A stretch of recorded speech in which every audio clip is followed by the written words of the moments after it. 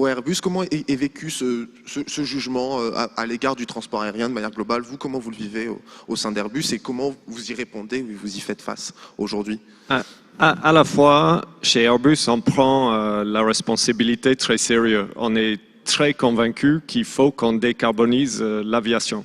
C'est quelque chose qui est obligatoire pour notre industrie, mais aussi obligatoire pour notre succès sur la planète. Que toutes les industries, toutes les activités réduisent leur empreinte carbone. Après, l'aviation en soi, il est que 2,5%. Donc, c'est une petite part. Si on réussit à résoudre la problématique de l'aviation, il reste quand même encore 97% de la problématique à résoudre. Donc, il ne faut pas se distraire en disant que si on résout la problématique de l'aviation, tout est résolu. Donc, il faut aussi penser à toute l'activité humaine.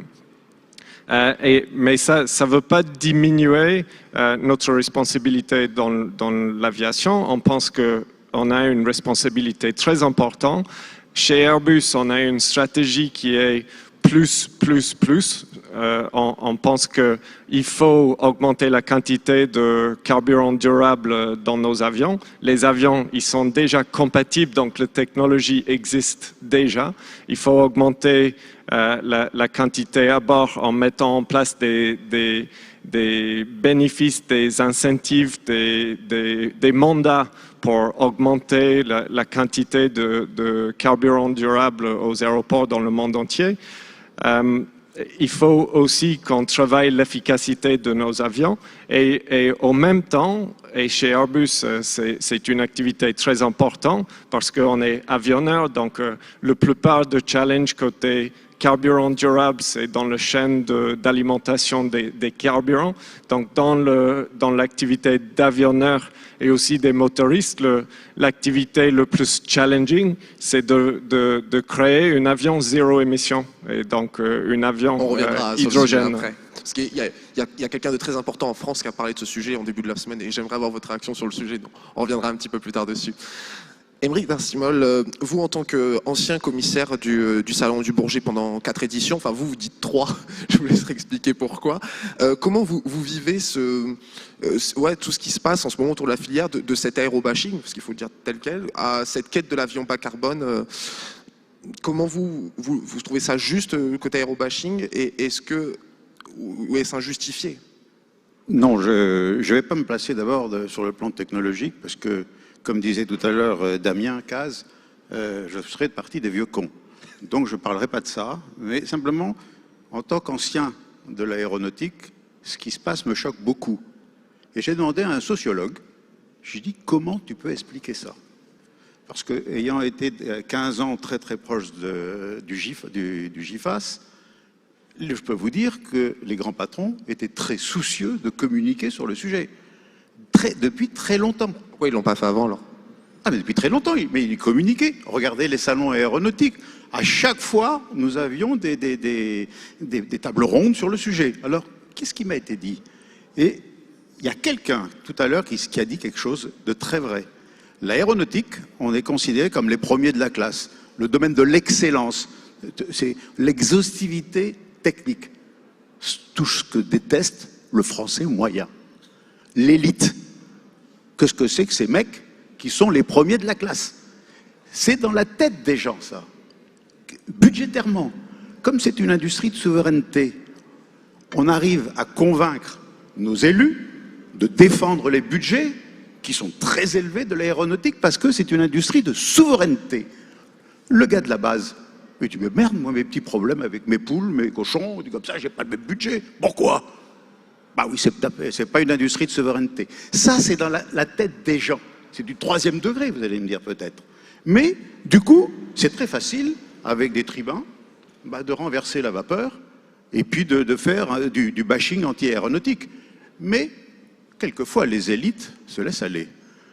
Quand vous prenez le train, moi j'ai été horriblement choqué l'autre jour, de voir une publicité ou un message, certainement vient du président, de la SNCF, faut pas la nommer, Vous êtes dans un moyen de transport qui consomme X% de moins que l'aéronautique. J'ai fui casser l'écran, moi, je peux vous dire que j'ai... Du coup, vous êtes descendu du train? Non, mais j'ai été choqué parce que je dis c'est trop facile. Ça, c'est, vous savez, c'est des messages faciles. Et le gars de la base qui ne connaît rien en aéronautique, qui ne connaissent pas les efforts qui y sont développés, il dit bah oui, il a raison. Ces gens de l'aéronautique sont épouvantables. Du coup, pour vous, si je résume un peu vos propos, pour vous, ce problème d'aérobashing, c'est plus un manque de communication et un manque de compréhension. Moi, je pense que c'est un manque de compréhension. Alors, pour rejoindre ce que vous avez dit au début, c'est vrai que la communication était adressée aux élus pour qu'ils défendent les budgets. Et puis, il y a aussi un côté que les Français n'aiment pas trop.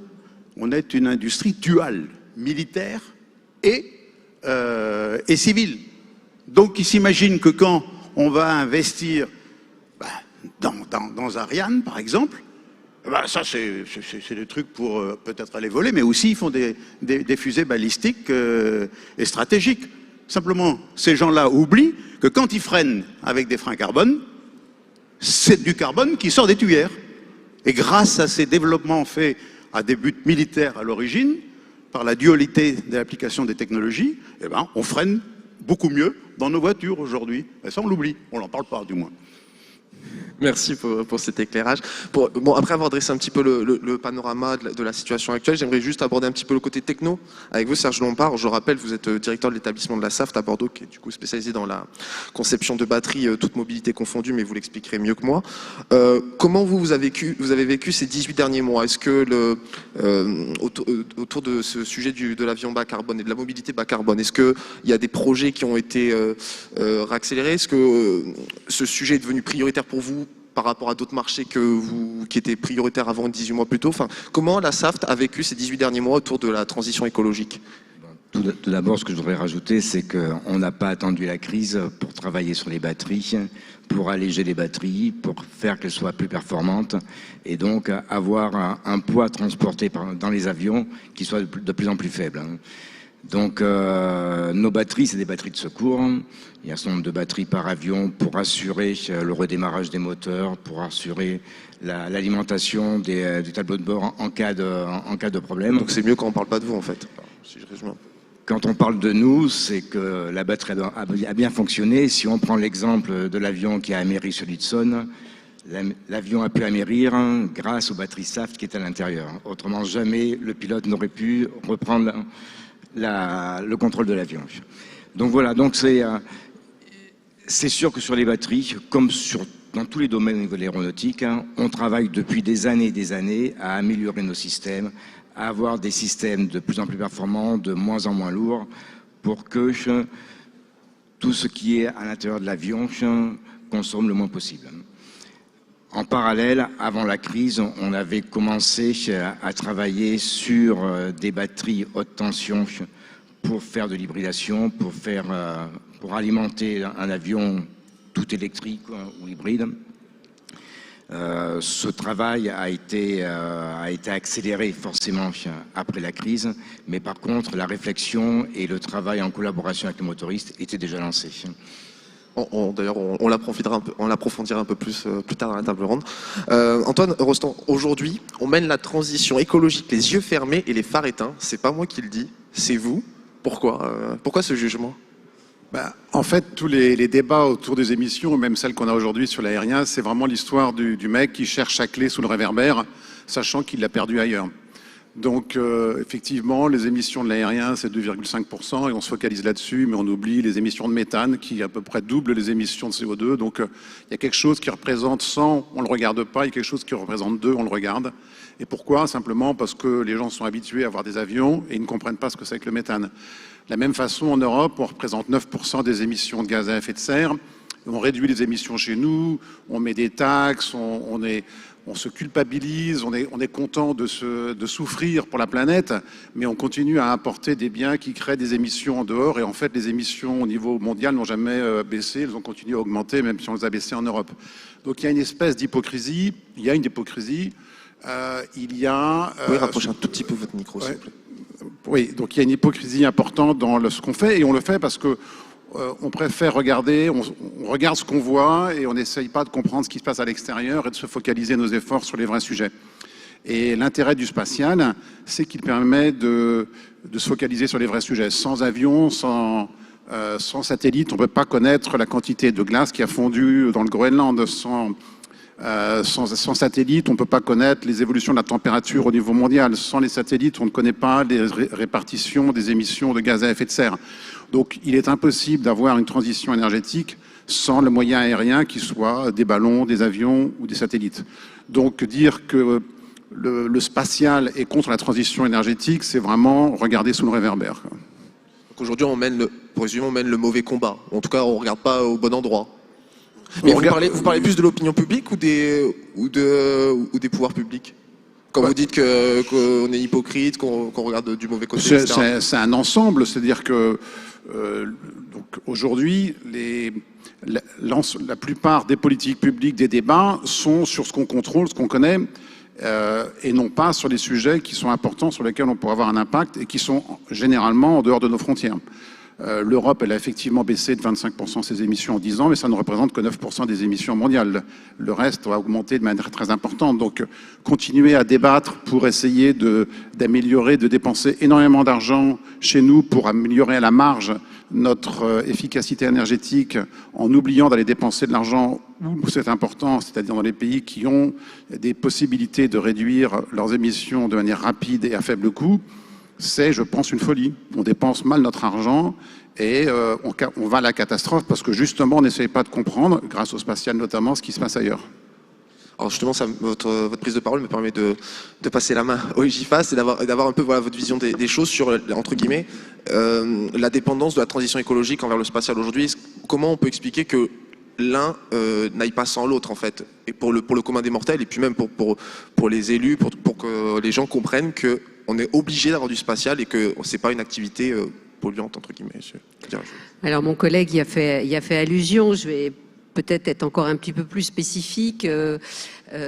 Parmi ce qu'on appelle les 50 variables d'intérêt climatique, c'est-à-dire qui permettent d'améliorer les modèles de climat, mais également de suivre son évolution, la moitié, je dis bien la moitié, ne sont mesurables que depuis l'espace, avec à la fois la précision, la continuité et le caractère global que ça présuppose.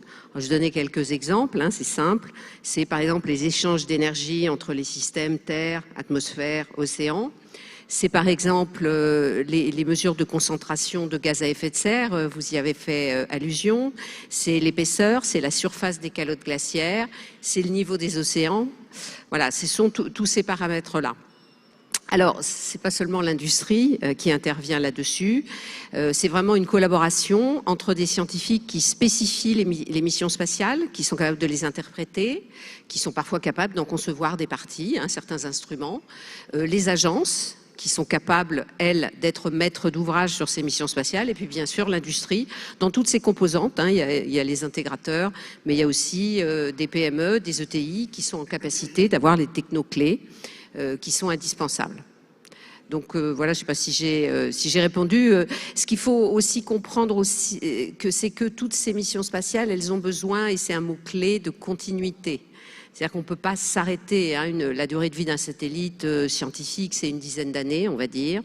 Et les scientifiques, les climatologues, les spécialistes de l'atmosphère ou de la biosphère ont besoin de données en continu. Ça veut dire que chaque mission doit prévoir son successeur. Et ça, c'est extrêmement important à comprendre. Donc voilà, c'est un rôle indispensable, c'est un rôle pour la compréhension des mécanismes. Je crois que les modèles de climat ne seraient pas ceux qu'ils sont sans le spatial. C'est donc la compréhension, bien sûr, le suivi de ce qui est en train de se passer. Alors, je parlais des calottes glaciaires ou du niveau des océans.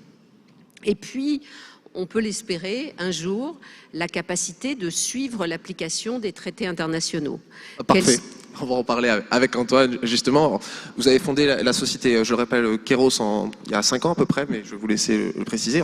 Justement, vous, aujourd'hui, qu'est-ce que vous apportez comme plus-value à la filière spatiale? Parce que je le rappelle, vous n'êtes pas un acteur de l'industrie spatiale, mais vous êtes une de ses applications, si on peut dire les choses ainsi.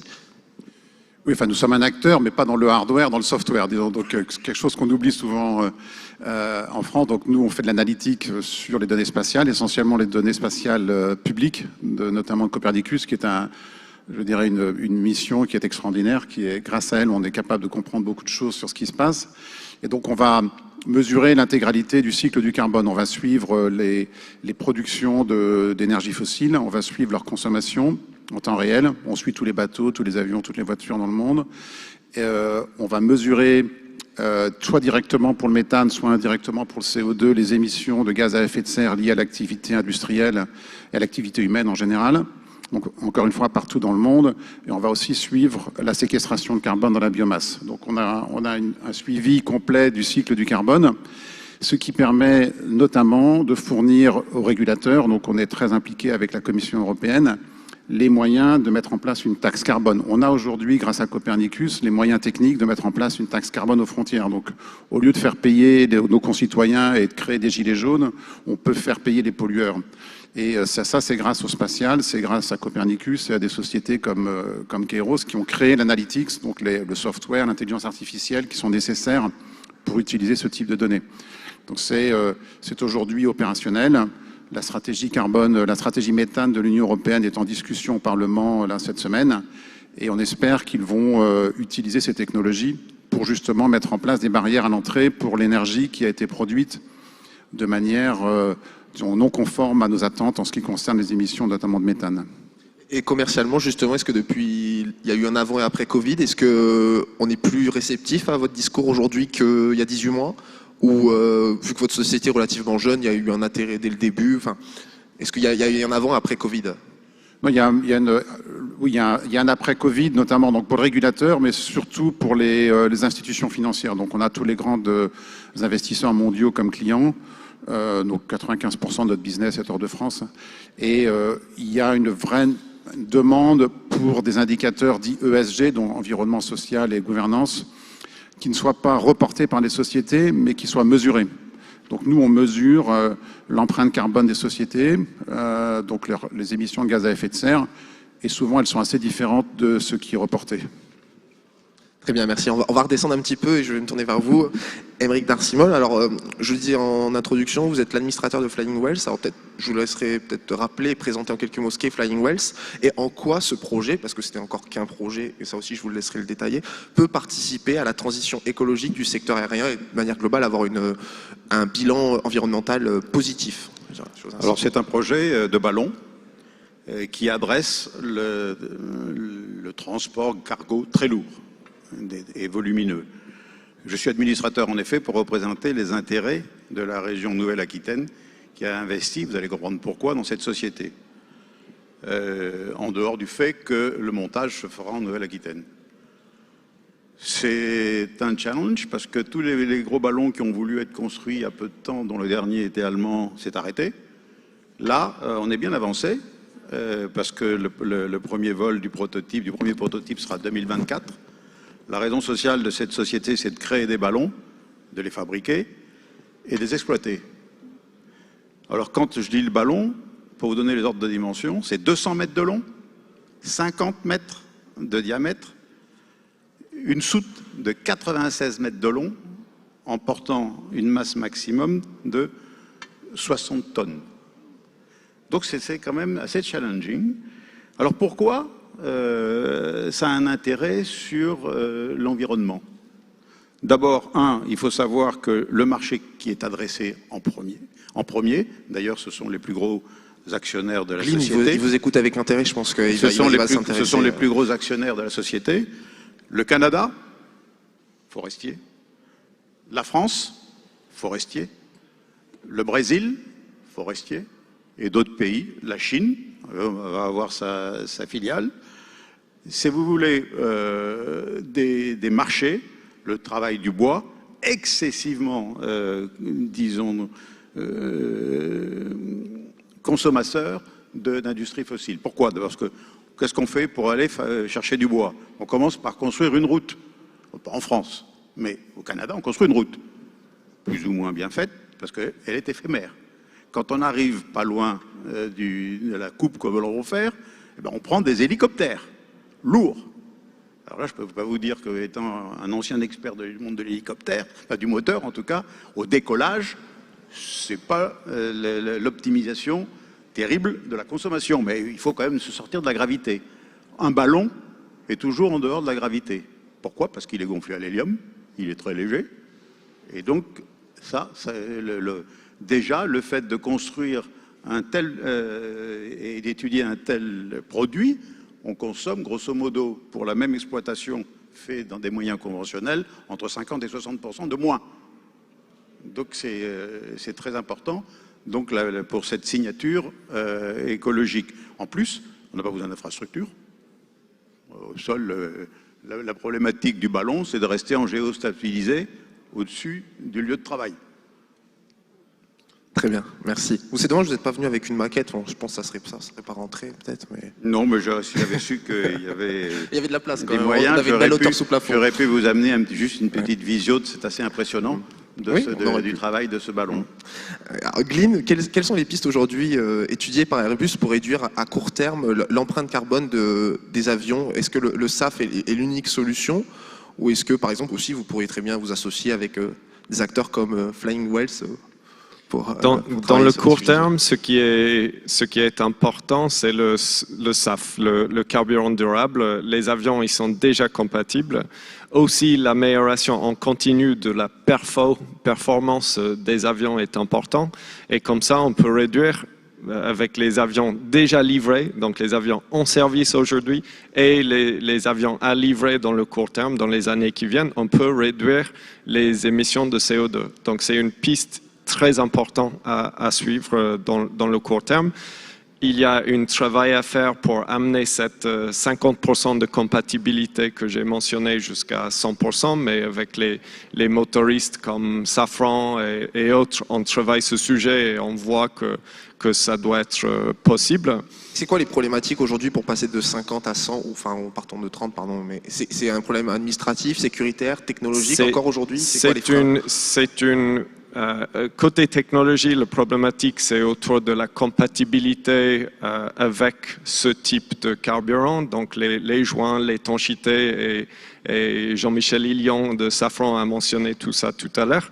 Donc ça, c'est le côté technologique, mais honnêtement, le challenge le plus important vraiment, c'est dans le chaîne énergétique, dans l'alimentation d'énergie, dans la production d'énergie, dans la législation autour de cette énergie. C'est là où le challenge est beaucoup plus important. La quantité aujourd'hui qui est utilisée dans le monde entier des carburants durables, il reste toujours très très bas, donc moins que 1% de la totalité de kérosène utilisé est une kérosène durable. Et quand on a des avions qui sont à 50%, qui peuvent accepter jusqu'à 50%, c'est dommage qu'on n'utilise pas la capacité technique de ces avions. Et c'est ça qu'il faut accélérer vraiment dans le court terme. Donc nous, on soutient des mandats, on soutient tout ce qui va encourager le système énergétique, l'écosystème énergétique à augmenter les quantités de carburant durable. Pour vous, il faut une politique volontariste des pouvoirs publics autour du SAF, justement, ou c'est une question, ça part d'une volonté privée, j'ai envie de dire. Enfin, d'ailleurs, je me rappelle que Airbus avait lancé en grande pompe avec le déplacement de la ministre des Transports à l'époque, c'était Elisabeth Borne, c'était à Toulouse, je crois, il y a 2 ans, le lancement d'une filière dédiée à la production de SAF. Aujourd'hui, on en est où je pense qu'il y a une volonté privée qui existe, mais pour donner une perspective à cette volontaire privée, il faut une législation, il faut un cadre autour qui donne une perspective, qui encourage des investissements importants, et comme ça, on va vraiment augmenter les quantités. Merci. On va reparler des batteries un petit peu. Alors, on a un petit peu survolé la question de l'association que la SAFT a avec les motoristes. Aujourd'hui, est-ce qu'elle a été relancée ou elle a été plus approfondie depuis la crise sanitaire?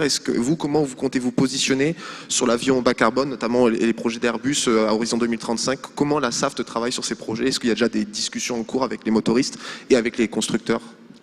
Il y a un certain nombre d'appels d'offres qui existent sur le marché, qui sont lancés par les motoristes pour travailler sur des batteries haute tension pour répondre aux besoins de l'avion bas carbone. Aujourd'hui, nous, on a passé un accord avec un des motoristes pour travailler en collaboration On peut avec avoir le eux. nom? Non. Même pas une lettre? Même pas une lettre. Ça peut commencer par un S comme SAFT, mais... Et donc on avance avec eux pour développer au plus vite la technologie, sachant que la demande aujourd'hui arrive bien plus tôt que prévu, c'est-à-dire qu'on nous demande dès 2025 à avoir des technologies qui puissent répondre aux besoins pour le futur moteur. Bien sûr, un moteur hybride, hein, par contre. On est bien sur un moteur hybride, tout à fait. En parallèle, vous savez que Saft a une joint venture avec le groupe Stellantis pour développer des batteries pour le véhicule électrique. Ex-Peugeot, toujours Peugeot, mais c'est là. Et en fait, on va se servir de toutes ces recherches et de tous ces développements pour travailler plus rapidement sur la batterie hybride pour l'avion, pour l'aéronautique de demain. Vous parlez d'accélération de calendrier. On vous dit, entre guillemets, on a besoin d'une batterie pour 2025. C'était quoi les horizons qu'on vous donnait avant la crise, ou même il y a 3-4 ans? On parlait de quelle date plutôt? On était plus sur les années 2030, alors qu'aujourd'hui, on est plus sur les années 2025. Du coup, ça se traduit concrètement par quoi? C'est plus d'investissement, vous, de votre côté, plus d'efforts R&D sur des projets en particulier? Ce sont des équipes qui sont remises en action. Ce sont des moyens d'investissement dans les usines qui sont plus importants que prévu. Donc c'est toute une démarche pour être capable de produire et de livrer des prototypes assez rapidement. Si jamais vous changez d'avis pour le nom, j'ai l'ordi, je peux faire un article en 15 minutes. Hein, donc vous me dites, hein, l'ordi il est juste là-bas. On va reparler un petit peu d'industrie spatiale avec vous, Anne Bandiou-Clergerie. Alors vous l'avez dit tout à l'heure, aujourd'hui on parle beaucoup aussi de l'industrie du spatial de par la problématique des débris spatiaux. Alors déjà, est-ce que ça peut, cette problématique qui est en train de monter en flèche, est-ce que ça peut pas être un frein justement j'ai envie de dire, à l'enjeu de fiabilité des satellites dans la quête de la transition écologique? Et aujourd'hui, est-ce que l'industrie du spatial prend suffisamment sa part dans la transition écologique? Alors oui, comme vous le dites, on en fait beaucoup. Enfin, la majorité des indicateurs viennent du spatial, mais est-ce que c'est suffisant aujourd'hui? Est-ce qu'il ne faut pas aller plus loin? Est-ce que c'est pas le spatial qui doit être la tête de pont de la transition écologique, ou l'unique tête de pont de la transition écologique? Il y a un peu de parties dans oui, votre question. Je vais répondre d'abord sur les débris. Alors, les débris spatiaux, c'est un problème majeur. L'Agence spatiale européenne publie régulièrement des rapports qui montrent leur croissance exponentielle. Tout le monde comprend bien que plus il y a de débris, plus il y a de collisions, plus il y a de collisions, plus il y a de débris. Donc voilà, on sent quand même un cercle quand même assez grave. On estime aujourd'hui, je vais peut-être faire un petit peu peur avec des chiffres, on estime aujourd'hui, d'après à la fois les réseaux de surveillance et les modèles statistiques, qu'on est à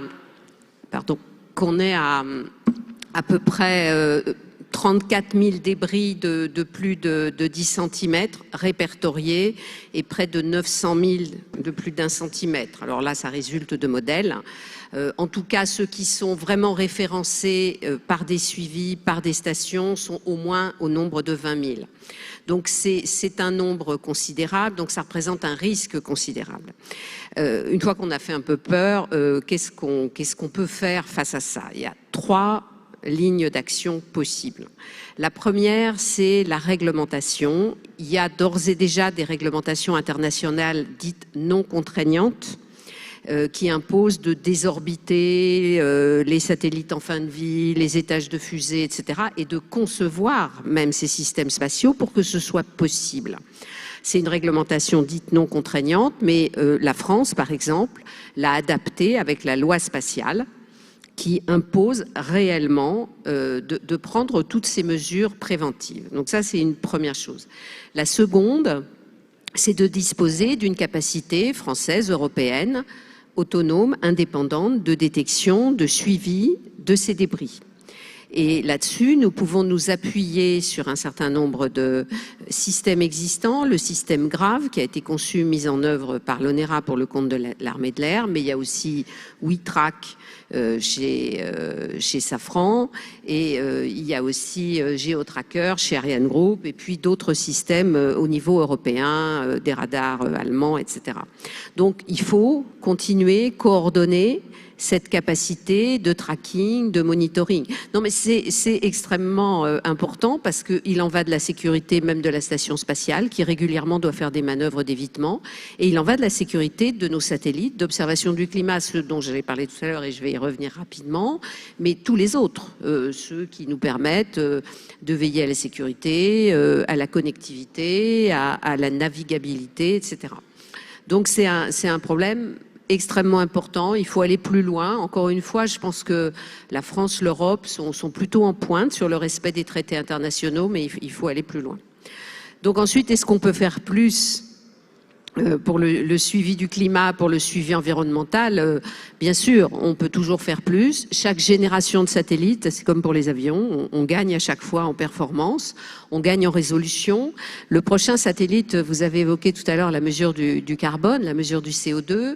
Jusqu'ici, la précision de mesure était de quelques dizaines de kilomètres et ça rendait difficile de séparer ce qui était d'origine anthropique de ce qui n'était pas. Bon, je pense que je dis des choses que vous connaissez évidemment parfaitement, mais la prochaine génération, par exemple le satellite CO2M qui sera lancé par l'Union européenne dans la catégorie Copernicus, permettra d'aller à des précisions bien plus grandes et d'identifier réellement les sources. Donc ça veut dire chaque génération permet d'aller un peu plus loin dans la continuité, mais aussi toujours plus de précision, toujours plus de revisite, pardon d'utiliser des termes techniques, mais plus on passe souvent au-dessus d'un même point avec le satellite, plus on a des mesures répétitives, meilleurs seront ultérieurement les modèles de projection du climat par exemple, mais pas seulement, météorologique, etc. Alors pour rester dans la thématique de l'industrie spatiale et des services, Antoine Rostand, vous concrètement, Julia Kéros, combien d'indicateurs vous proposez à vos acteurs, enfin à vos clients publics et privés? Et en termes de développement, est-ce qu'il y a des indicateurs qui vous intéressent particulièrement et que vous comptez développer dans les mois, dans les années à venir? Donc on a des sujets sur le carbone. Donc là, on va sortir avant Glasgow, donc la semaine prochaine, la première mesure mondiale du stock de carbone dans la biomasse par pays, par région, donc avec une granularité de 30 km. Donc, ce qui va nous permettre de suivre la précision de 30 km, c'est ça? Oui, c'est un pixel de 30 km sur 30 km, mais ça permet de voir au niveau d'un pays ou d'une région s'il y a eu absorption de carbone ou pas, donc par les changements de politique agricole ou de reforestation. Donc il y a un sujet sur le carbone, il y a des gros sujets sur tout ce qui est adaptation, donc des risques, notamment prévention et des feux de forêt. Donc on est capable de prévoir les risques de feux de forêt en suivant l'activité humaine et puis la sécheresse et la température des sols et sa topographie. Il y a des sujets de prévention d'inondation en faisant des modèles 3D et en faisant des modèles hydrauliques qui permettent d'anticiper quels seraient les dégâts liés à des flash floods, donc des inondations rapides.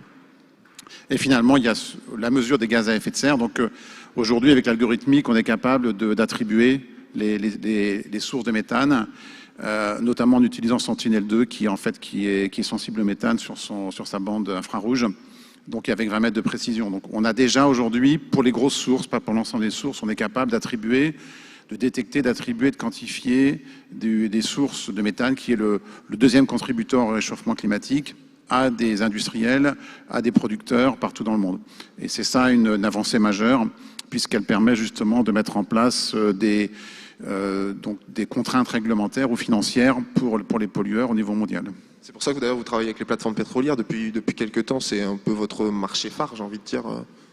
Les plateformes, pas vraiment, mais l'énergie fossile, bien sûr, parce qu'elle concentre l'énergie fossile, donc a des émissions de gaz à effet de serre pendant la production et le transport, donc de gaz à effet de serre étant en l'occurrence du méthane, du gaz naturel, qui est 86 fois plus puissant que le CO2.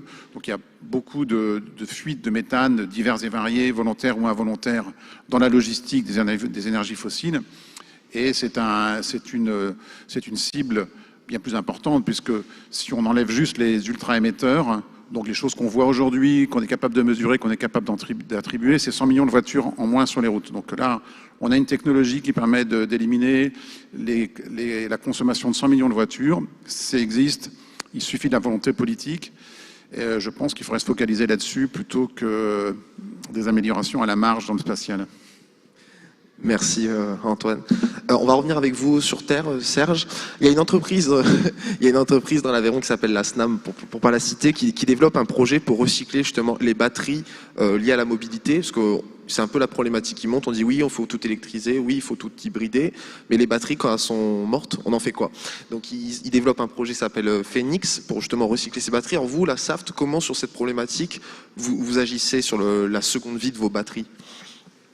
Sur les technologies actuelles, hein, aujourd'hui, on travaille également avec la SNAM et toutes nos batteries sont recyclées et une partie des produits de recyclage sont directement réutilisés dans les batteries.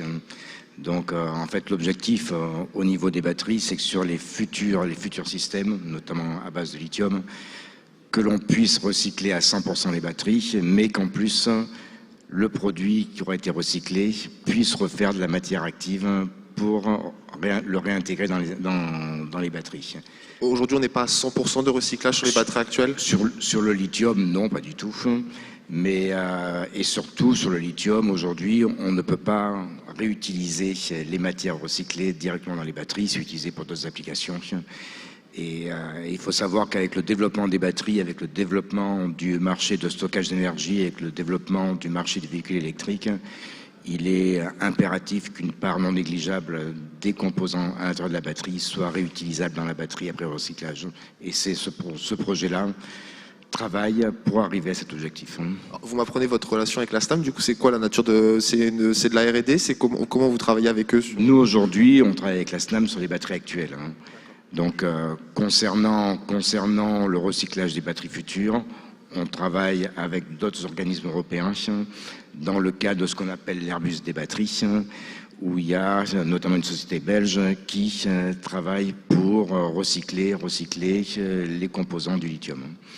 Alors, pour rester dans ce sujet de la mobilité bas carbone, Aymeric D'Arcimol, il y a notre cher président de la République qui, en début de semaine, a demandé, ou peut-être a exigé, ça je vous laisserai peut-être en juger, un avion bas carbone en 2030. Est-ce que pour vous c'est réaliste? Alors, on va peut-être jouer sur les mots parce qu'il ne parlait pas d'avion zéro émission, il parlait d'avion bas carbone. Est-ce que pour vous c'est un objectif tenable ou est-ce qu'on est déjà aujourd'hui dans le bas carbone de par tous les progrès qui ont été listés par Airbus, notamment sur cette table ronde? Non, enfin, mes données techniques sur la faisabilité, elles sont complètement obsolètes, donc je ne répondrai pas à cette question, sachant que Jean-Michel... Vous êtes un professionnel de l'aéronautique. Ok, mais je ne veux pas faire partie de ces bandes d'experts, soi-disant autoproclamés experts, donc je me tairai. Par contre, Jean-Michel Lilion vous a donné la réponse. Et je pense que, connaissant l'excellence des ingénieurs de l'aéronautique et leur exhaustivité dans leurs études, je suis très confiant sur le sujet. Par contre, ce qu'a dit Roland, moi, m'interpelle et il a raison. Il ne faudrait pas quand même jeter par la fenêtre le bébé et l'eau du bain. Car aujourd'hui, une industrie connexe à la nôtre, l'automobile, est beaucoup plus pragmatique. Car des grosses sociétés européennes, pour ne pas les nommer parce que pour le moment c'est du domaine confidentiel, jugent que se balader avec 400 ou 500 kilos de batterie le long des routes, c'est une ineptie. Tant qu'on n'aura pas trouvé le Graal de la batterie légère et illimitée. Et il y a une étude européenne, un appel d'offres qui a été fait, très important, parce qu'il y a eu 4500 intervenants qui se sont mis sur les rangs, un a gagné, un Belge, qui consiste à montrer que, et tout le monde en est convaincu, en 2030 le moteur à piston, il est hors jeu, donc c'est d'utiliser des brevets qui sont vieux comme le monde, de compression très très forte d'énergie fossile, qui vous cassez les molécules. Par contre, il faut miniaturiser tout ça, et il y a une technologie. Donc ça peut faire partie de la transition. Parce qu'à un moment donné, la cible qui est quand même, elle a beau être politique, elle est très ambitieuse. Hein. Ils sont toujours très ambitieux, mais heureusement d'ailleurs, il faut ça. Mais tout à l'heure, Jean-Michel nous a bien montré les difficultés d'un tel sujet. Mais je dirais, ne mettons peut-être pas tous les œufs dans un même panier, parce que le réveil pourrait être douloureux en 2030 ou 2040. Après des fonds publics, c'est-à-dire les nôtres, énorme mis dans l'escarcelle. Voilà ce que je dirais. Alors, je vais demander votre réaction à vous. Glyne, comment dans les rangs d'Airbus on a réagi à la sortie d'Emmanuel Macron en début de semaine? Comment ça a été apprécié? C'est un sujet sur lequel on travaille déjà depuis quelques années. Vous le savez peut-être qu'on a déjà pris la décision que l'hydrogène est le plus prometteuse en termes de futur porteur d'énergie à partir de 2035 en termes de commercialisation. On a regardé toutes les énergies, les carburants durables, le butane, propane, méthane, ammoniac. Et ce qu'on voit dans l'hydrogène, c'est une molécule qui n'émet pas de CO2 pendant la mission. Et si c'est créé dans la bonne façon, donc en utilisant l'énergie verte par exemple ou bas carbone, ça ne crée pas de CO2 pendant sa création. Donc, c'est quelque chose aussi qui est très... en fait, on peut le croître beaucoup. C'est différent par rapport aux biocarburants. On voit qu'à un certain moment, il y aurait des limites en termes d'augmentation de croissance des biocarburants. Donc l'hydrogène nous semble très porteur. Après, il y a des challenges, il y a beaucoup de challenges. On est quand même aussi sur les épaules des autres. Les moteurs à hydrogène, ils ont déjà volé dans les années 50 aux États-Unis, dans les années 80 en Russie. Le type de stockage que nous on vise, le réservoir à double paroi, c'est quelque chose qui a été créé dans l'industrie automobile. Donc, bon, il nous faut quelque chose de beaucoup plus grand, c'est sûr. Mais la technologie, ce n'est pas une technologie à inventer. Les piles à combustible qui seront toujours intéressants quand on parle d'hydrogène à bord, il y aura des piles à bord. Les piles à combustible, c'est aussi quelque chose qui a développé beaucoup pendant ces dernières années. Et je pense vraiment que nous, on va prendre les technologies qui viennent de plusieurs industries, le spatial, l'automotive et ailleurs. On va investir, on va créer des produits, des technologies encore plus performants. Et par la suite, ces technologies ils seront disponibles à plusieurs industries pour progresser la transition énergétique au sol et dans le monde des voitures, des camions maritimes et aussi dans l'alimentation d'énergie, où ces technologies-là, ils seront intéressants. Mais pour vous, c'est possible de gagner 5 ans? Parce qu'en fait, c'est ça qui a un petit peu fait débat sur la sortie d'Emmanuel Macron, c'est qu'il parle de 2030. Et vous, depuis le début, vous parlez de 2035. Alors, est-ce que c'est possible? Comme vous le dites, vous allez utiliser des technologies au final qui existent déjà. Il faut juste les adapter. Donc, est-ce que c'est possible de gagner 5 ans sur cet objectif de l'avion, bas émission, bas carbone? Je pense qu'il y a quelques nuances dans les mots. Dans ce qui est derrière le 2035, c'est la commercialisation. 2030, on peut imaginer que c'est le départ des essais en vol, donc c'est le départ de production. Donc je pense qu'il n'y a pas d'incohérence dans les deux mentions différentes. C'est finement répondu. Merci à vous 5 pour votre participation et vos éclairages sur le sujet.